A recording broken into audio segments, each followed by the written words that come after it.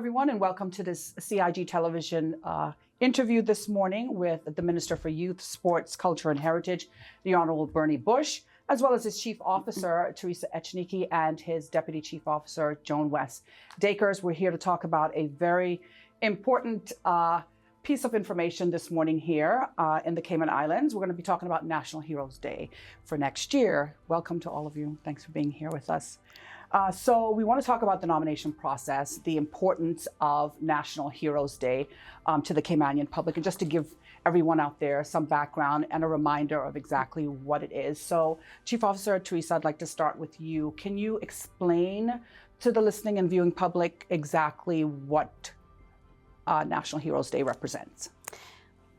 Sure, Donna. I'd like to start off by just giving some background information. The Parliament made a decision in 1993 to actually recognize and pass a law relevant to National Heroes Day. And this was a way for us to acknowledge and to reward those that are invaluable to our country, who's given so much to our country. And following that, in 2003, National Heroes Day then was acknowledged as a public holiday. So this process has been ongoing for several years now, and it seemed like from year to year it just gets absolutely better. It's just an honor for us to be able to truly acknowledge those that have contributed so much to our society. And speaking of contributions, every year there's a particular theme that lends to the contribution of people from various categories or sectors in the Cayman Islands. Tell us about this year's theme. Yes, the theme for 2022 is really exciting, but it's truly going to be one of a challenging nature because it is honoring uniform services. And so the scope of that is just so broad. And many of these individuals are seen already in the light of them running in when we're running out. They're truly unsung heroes in many aspects, and they do this on an absolutely daily basis. But this again is truly the opportunity for us to highlight and acknowledge our uniform services. So, Minister Bush, thank you, Chief Officer Echenique.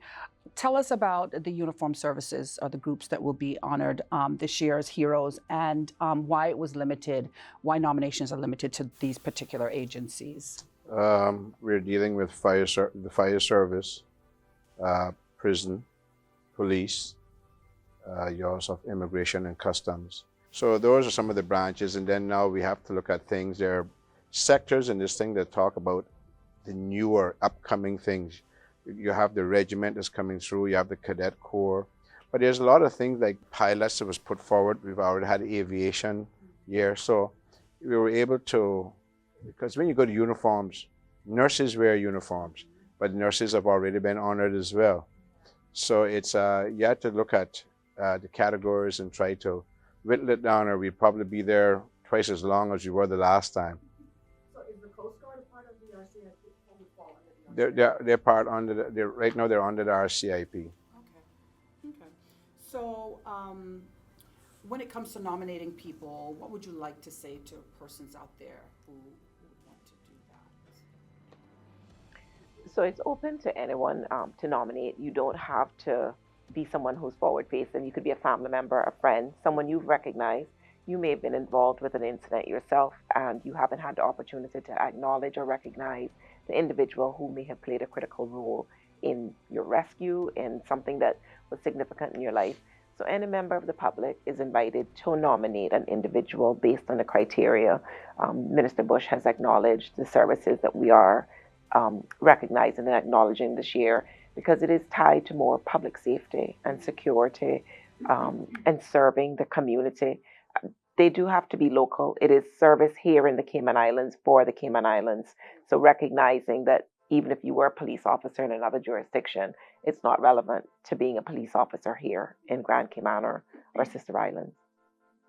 Tell us a little bit about the committee and what persons actually take a look at these nominations to, I guess, separate who's gonna be recognized. I mean, it's a very difficult job. There's literally hundreds of people that are nominated every year. So who are these folks that have that big task? And anticipating we're probably going to be closer to that 1,000 mark, Yes. given the number of persons who work and serve and have served in these services. The nomination committee is made up of representation from government sector, but as well as private and public citizens. So we're looking at representation from our ministry, for Ministry of Youth, Sports, Culture and Heritage, Right. but also the Ministry of Home Affairs, who has governance for the majority of the uniformed services. We also have involvement from the governor's office because our CIPS falls within the governor's scope of work. In addition, we have called upon previous immigration officers, customs officers, leaders from government sectors.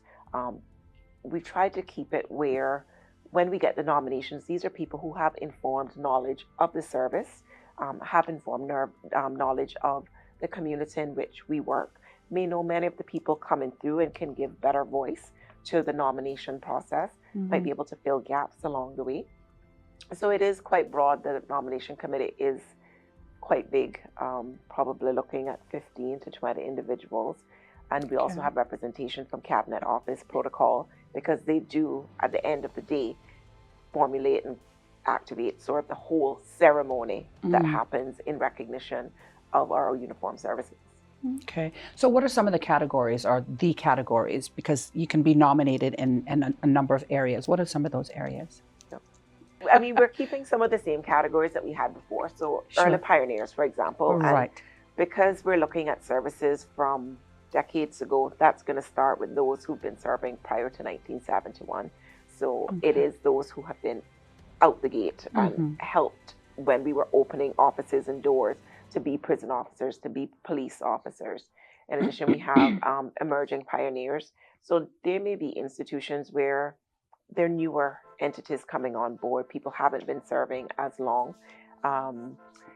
We've also considered, because of this area of service, sort of an honor badge, valor, extraordinary service. So persons who have gone outside the scope of their work. We know, as CEO has said, when we're coming out, they're going in. But you do have people who have gone above and beyond the call of duty. And it was important to the committee that those individuals are recognized. We also have the memorial scroll. So persons who have passed or deceased, but may have been part of the uniformed services, we also want to recognize those individuals. What you will not see this year is the Long Service Award, because we are hoping that that will be recognized when we look at Jubilee celebrations in the coming year. And also recognizing that most people who serve in our uniformed services are long service workers. So just trying to narrow the scope and look at what is it that is brought to the table, what significant work has been done. And it doesn't mean that you've been a foot soldier. You may have been involved with policy. You may have been the person instrumental in drafting or revisiting legislation to inform the work that we do.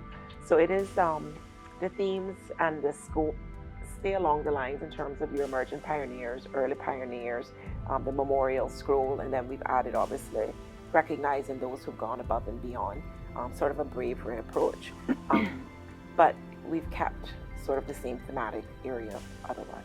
And this information is clearly outlined for the public to access at their convenience. It is on celebratecayman.ky site, and the form is readily available. It's an electronic form. It's very user-friendly, easy to use, and as I indicated, all of the information that DCO West-Dacres just mentioned is very clearly outlined, so persons can be guided by this information. And we're encouraging the public to go on to the site, review the informations, review the categories, and make the nominations for those persons that are truly suitable and deserve to be acknowledged. I think that it's so important for us to look at this not only as a part of, the uniformed services, but a part of our culture and heritage. They have contributed to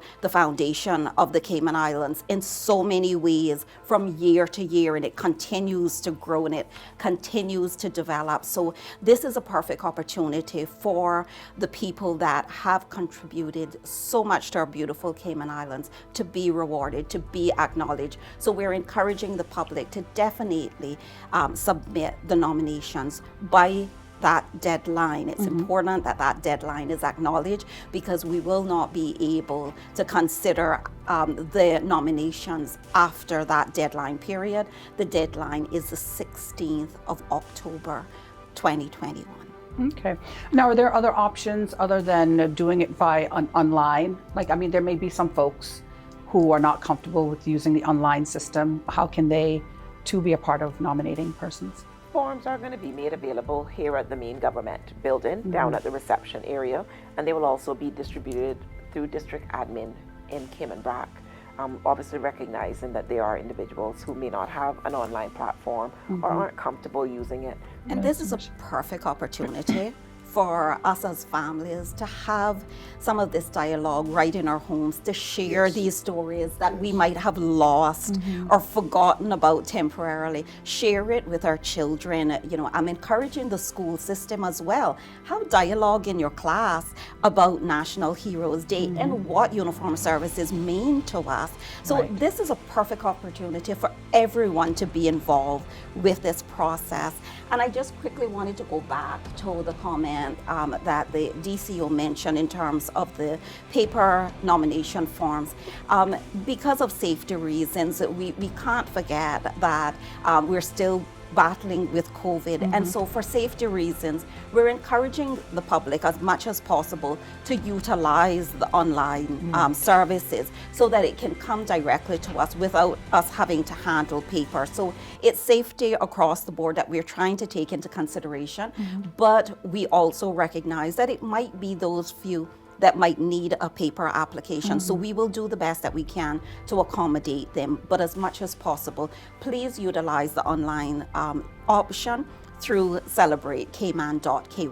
Okay, well, as we get ready to wrap up, this is the first time that your ministry, Minister Bush, has been involved in the planning. But there are other agencies that obviously, are kind of guiding you and that you're involved with. Who are some of those people? Well, we have the Cabinet Office, as was mentioned earlier on. And I'm very fortunate that on the next side I have another ministry, Home Affairs, which has most of the uniform branches. So Chief Officer Mikey Banks will also be working with Ms. Echenique and the staff.